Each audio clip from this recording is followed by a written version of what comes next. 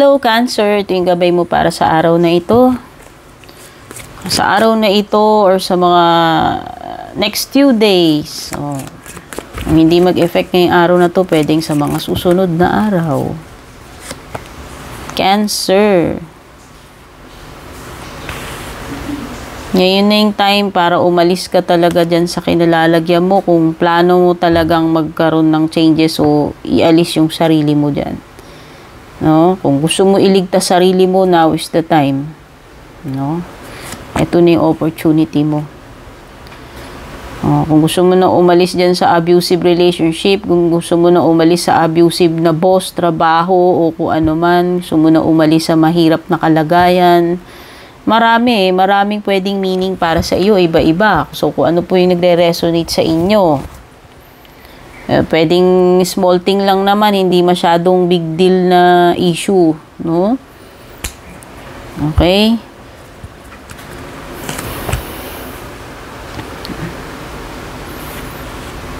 Hoy, mukhang may matutupad na kagustuhan para sa pamilya.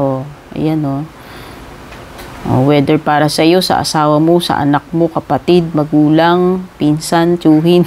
Basta anything na related sa family at may kinalaman sa gustong matupad or wish. Maaaring matupad. You are highly thought of by this person, kung sino man ito.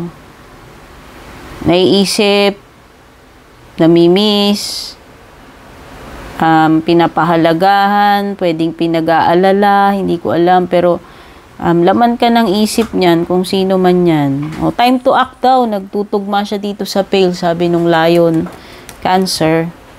Ito na yung moment mo na umaksyon, kumilos kung talagang gusto mong magkaroon ng changes o makaalis dyan sa sitwasyon na yan. Yan yung sinabi ko, diba?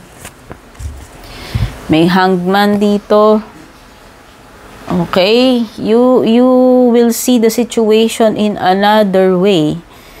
So maybe this is the reason bakit ka na-stuck dyan, no, sa kalagayan na yan. Pero ngayong araw na to, mamumulat yung kaisipan mo na merong ibang paraan, no?